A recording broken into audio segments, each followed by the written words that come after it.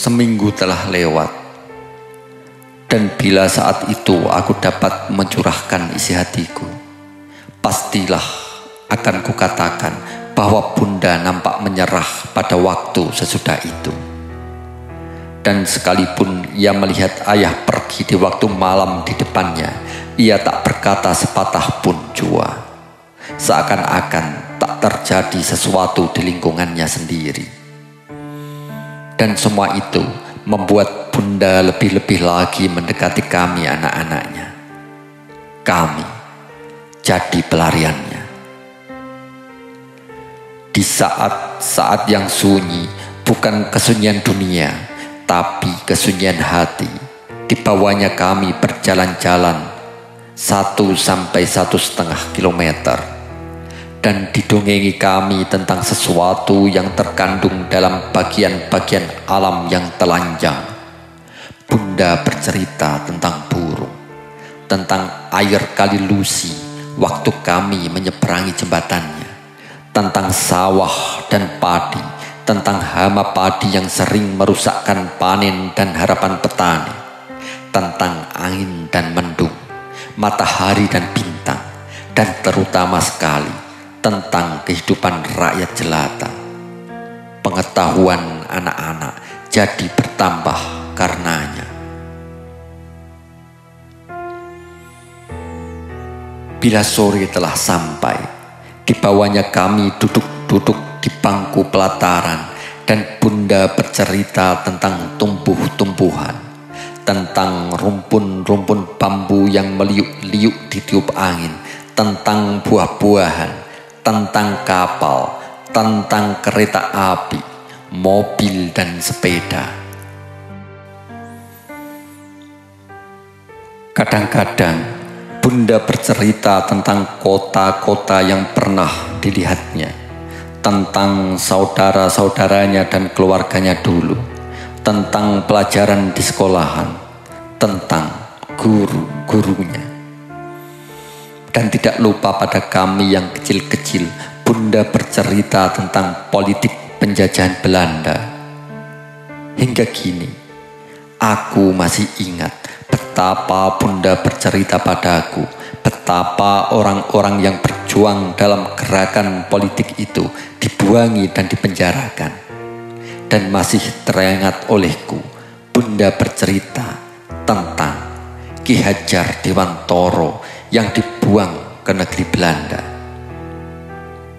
Dan seperti yang lain-lain juga, semua itu pun telah terseret-seret dan lenyap dari jangkauan panca indera kami.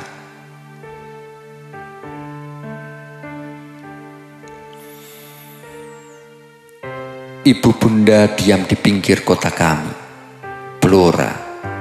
Setelah kawin dengan penduduk di situ, kadang-kadang nenek datang ke tempat kami membawakan buah-buahan. Penghasilan nenek ialah menjual sayur-sayuran.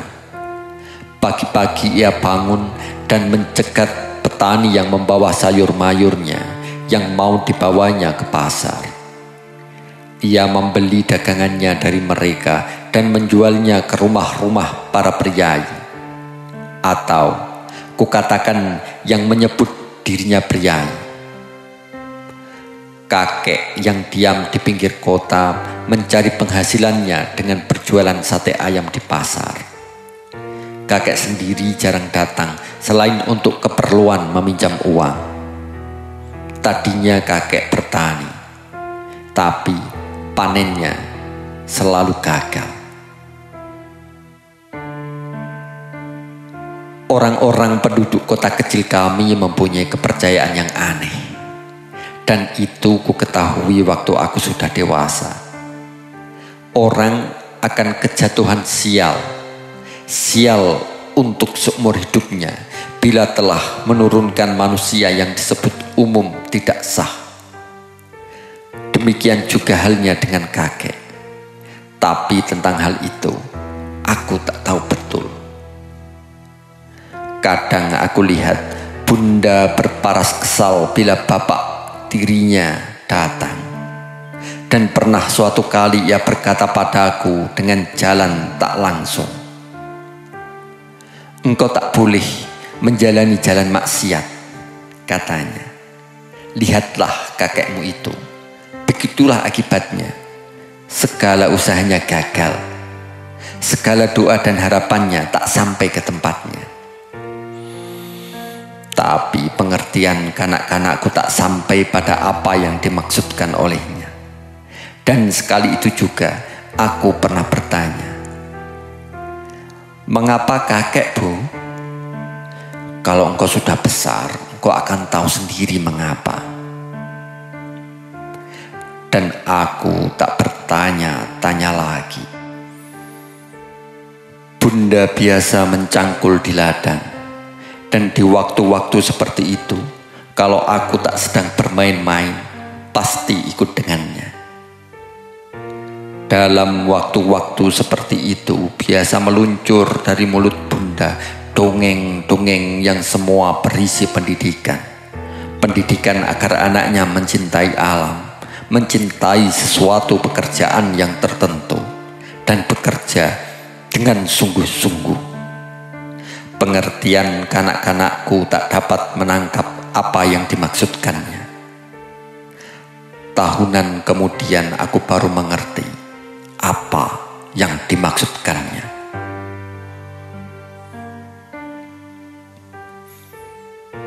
Orang hidup dari keringatnya sendiri, anakku. Kalau engkau sudah dewasa, engkau pun akan demikian pula. Dan segala barang yang kau terima tidak dari hasil pekerjaanmu sendiri itu tidak sah. Ya, sekalipun barang itu barang pemberian orang dermawan padamu. Dan seperti yang lain juga, semua itu hilang sudah. Hilang untuk takkan kembali lagi. Hilang untuk abadi, menetap dalam ingatan dan kenangan. Kali Lusi mengalami banjir dan surutnya, mengalami naik dan turunnya. Demikianlah juga halnya dengan segala yang telah terjadi dalam hidup semasa kanak-kanak itu. Dan engkau boleh berbuat sekehendak hatimu dengan barang-barang yang kau peroleh, juga hidup dan badanmu sendiri. Semua saja yang kau peroleh dengan sah. Pernah sekali ayah berkata, suara itu hanya terdengar beberapa detik saja dalam hidup. Getaran suara yang sebentar saja berdengung takkan terulang lagi. Tapi seperti juga halnya dengan kali Lusi yang abadi menggarisi kota Blora. Dan seperti kali itu juga, suara yang tersimpan menggarisi kenangan dan ingatan itu mengalir juga. Mengalir ke muaranya, ke lautan yang tak bertepi, dan tak seorang pun tahu kapan laut itu akan kering dan berhenti bertepi. Hilang. Semua itu sudah hilang dari jangkauan panca indera. Jakarta, Juni 1950.